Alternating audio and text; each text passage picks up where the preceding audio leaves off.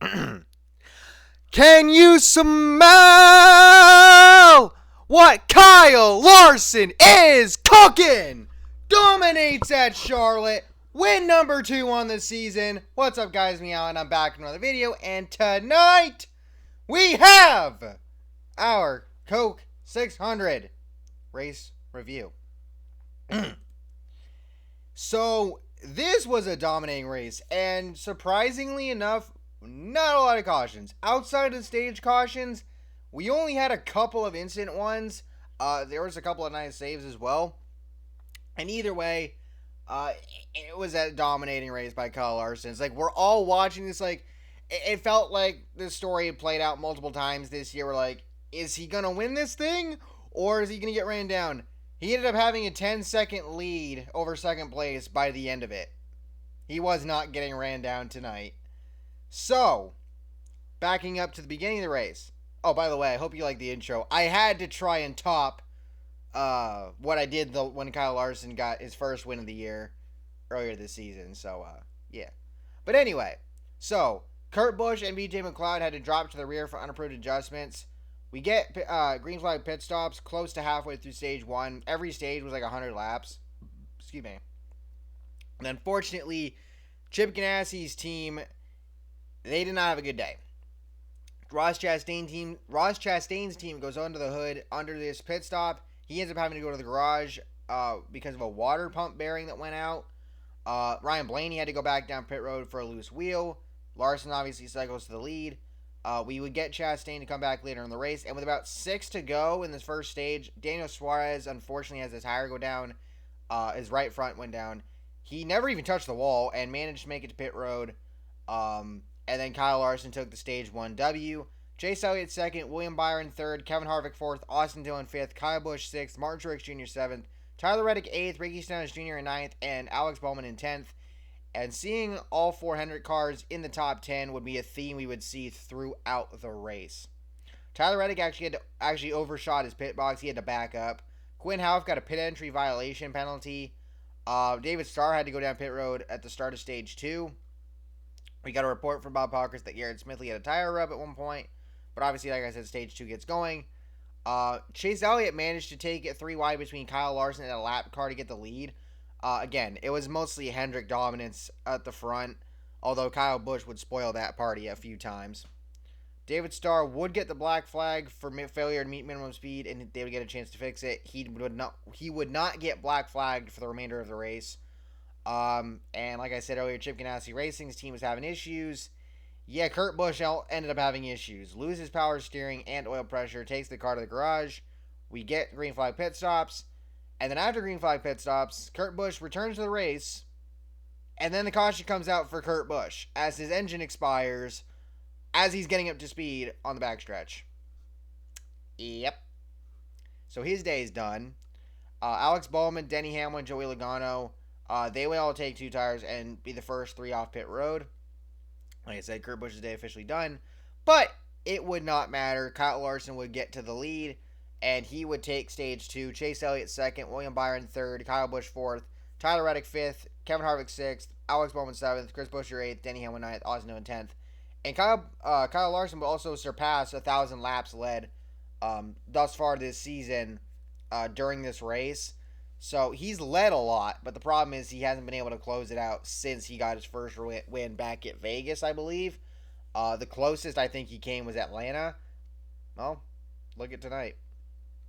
So, NASCAR brought the cars down pit road and shut them down for a moment of silence in honor of veterans that passed on. I would have liked to have seen this before the race, but I still like the fact that NASCAR did it either way. So, good job on you guys. Then we get going again for stage 3. Christopher Bell with an issue. He ended up getting loose and getting in the wall. He stays out for a bit, comes back down, or he ends up coming down pit road with a tire down. Kevin Harvick has to pit for a loose wheel. We get green flag pit stops around midway through. James Davidson gets a little bit of a bump from Quinn Houff, slides through turn 2, barely touches the wall with the right rear, but saves it.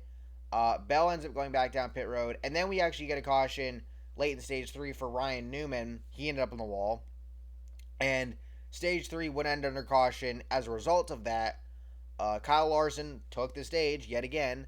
William Byron second, Kyle Busch third, Chase Elliott fourth, Alex Bowman fifth, Tyler Reddick sixth, Denny Hamlin seventh, Austin Dillon eighth, Bubba Wallace ninth, and Kevin Harvick in 10th.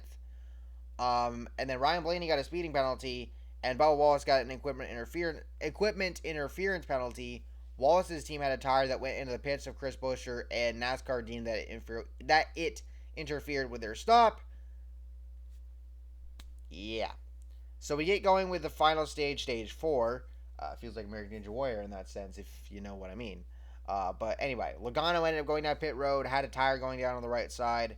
Mark Truex Jr. would have a left front tire go down, makes it to pit road, and the team could not get the tire off for some reason. Green flag pit stops would get going.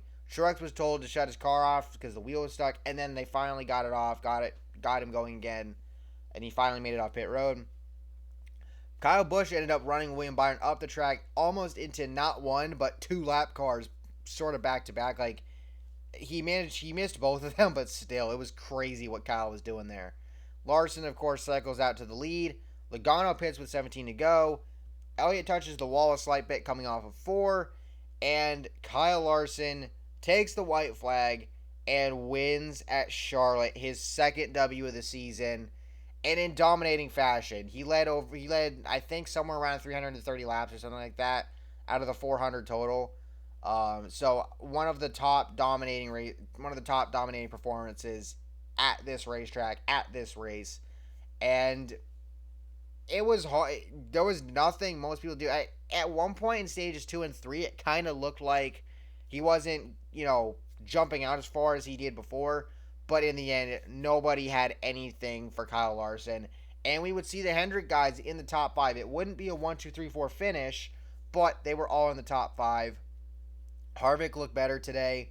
Hamlin, Logano, and some others, they were more mid-package stuff. Kozlowski, of course. But Wallace ended up finishing 14th, which helped considering that like half the field was a lap down, at least. So he didn't fall too far. And then some of the late issues from some guys like Logano and whatnot gained a couple more spots. He was actually pretty close to Blaney. He actually had a close finish with Logano, I believe, at the end of stage 3. Or, no, it was the end of stage 2, battling for 11th. And then it looked like by intervals he was pretty close to Blaney at the very end of the race. So that happened. But anyway, back-to-back top 15 finishes. He should have more. He should have a couple of top 10s, but I've said that before. Just bad luck. And Matt Benedetto, I said this earlier, and Eric Estep and somebody else on Twitter said the same thing. The green and yellow on DiBenedetto's car, it gave me heavy University of Oregon vibes. I can't speak today.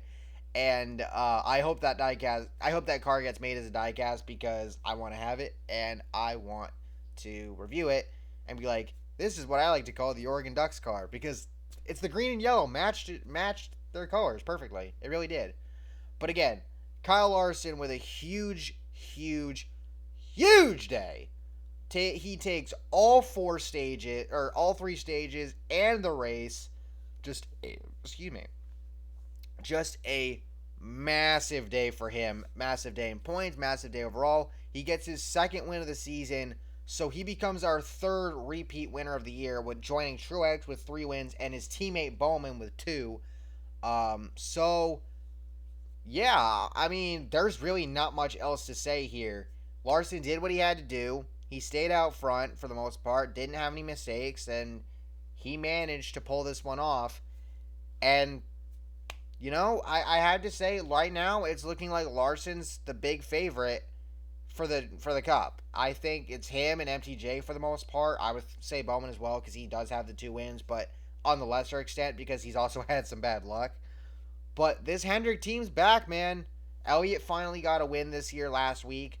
So, let's be honest. I think Hendrick's going to get plenty of more wins.